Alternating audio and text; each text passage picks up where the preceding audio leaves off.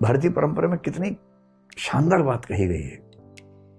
महाभारत आप जानते हैं क्या होता है ना। तो महाभारत का युद्ध चल रहा है कुरुक्षेत्र में, और युद्ध काफी सघन बिंदु पे आ चुका है, खतरनाक बिंदु पे आ चुका है।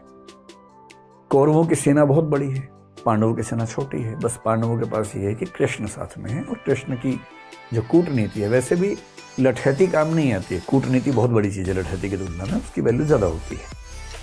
कृष्ण कूटनीति के इतने पुरोधा हैं कि उनके सामने बड़े बड़े जो बलशाली लोग हैं चल नहीं पाते हैं। अब हो क्या रहा है, अच्छा कृष्ण को शुरू से अंदाजा था कि कर्ण को संभालना आसान नहीं होने वाला है, बाकी सबको संभालिए, कर्ण नहीं संभालेगा। तो कुंती ने कर्ण से एक निवेदन किया, और कर्ण ने अपनी माता से कहा, ठीक है माता जी आप निश्चिंत रहें, आपके 5 बच्चे बचे रहेंगे, जिसमें निहित था कि मैं आपका एक बच्चा नहीं छोड़ूंगा अर्जुन, बाकी सब छोड़ दूंगा। अब कुंती भी चिंतित है, क्योंकि वे बच्चे तो उसके हैं ना, बच्चे की चिंता किस मां को नहीं होगी। अब हो क्या रहा है युद्ध में, द्रोणाचार्य की मृत्यु हो चुकी है, अश्वत्थामा वाली कहानी आपने सुनी ही है।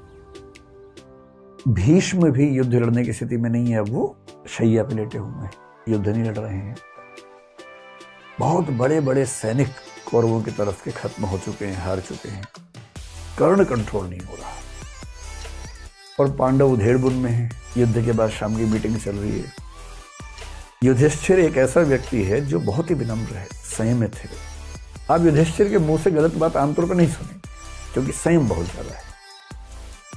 लेकिन उस दिन उस कमजोर क्षण में युधिष्ठिर भी संयम खो बैठे अपना, और अर्जुन को बोल रहे हैं कि तुम तो कहते थे कि तुम दुनिया के सबसे अच्छे धनुर्धर हो भाई, अजीब हाल है, तुम कर्ण को मार ही नहीं पा रहे, काहे की तुम्हारी धनुर्विद्या, काहे का तुम्हारा गांडीव धनुष। ये सुनते अर्जुन को आग लग गई एकदम, और अर्जुन ने एक कसम ले रखी थी, प्रण लिया हुआ था कि यदि कोई मेरे गांडीव धनुष का अपमान करेगा तो मैं उसका जीवन ले लूंगा। ये प्रण लिया हुआ था, प्रतिज्ञा था। अब मामला फंस गया कि अपमान कर दिया बड़े भाई ने, बड़ा भाई और पिता परंपरा में एक ही माना गया है, तो पिता स्वरूप बड़े भाई ने अपमान कर दिया। अब अर्जुन परेशान है कि यार मुझे प्रतिज्ञा पूरी करने के लिए भाई का वध करना पड़ेगा। कृष्ण समझ गए कि ये मामला ठीक करना हो, कृष्ण उसके पास गया, बोले चिंता मत करो यार, रास्ता है इसका। क्या रास्ता है? बोले शास्त्रों में कहा गया है कि पिता का अपमान करना और पिता की हत्या करना बराबर बात है, तो तुम युधिष्ठिर का अपमान कर दो, तुम बड़े भाई के वध के पाप से मुक्त हो जाओगे। उसने कहा ये ठीक रहेगा। तो उसने उसी सभा में वापस जाके बोला, आपने जो जुआ खेला उसकी वजह सब कुछ हो रहा है, आपने ही सारी गड़बड़ की थी। उस दिन आपने पत्नी को दांव पर लगा दिया, राज्य को दांव पर लगा दिया, आपकी वजह से वनवास हम सबको मिला, हम सबका जीना मुश्किल हुआ, ये आप जिम्मेदार हैं इसके। युधिष्ठिर अवाक देख रहे हैं कि ये क्या बोल रहा है, कैसे बोल रहा है। फिर कृष्ण ने संकेत किया, हो गया बस पर्याप्त है। अब वापस आए, युधिष्ठिर तो चुप हो गए, उदात्त आदमी चुप हो जाता है, ऐसे क्या बोलेगा उसके बाद। अब अर्जुन को गिल्ट फीलिंग बड़ी खतरनाक है। कृष्ण के पास बैठ के बोल रहा है कि मैं ये झेल नहीं सकता, पिता की निंदा और पिता की हत्या बराबर है। मैंने पिता की निंदा की, यानी कि मैंने पिता की हत्या की है, और पिता की हत्या के बाद मैं जीवित रहूं ये संभव नहीं है, मैं तो खुद को खत्म करूंगा।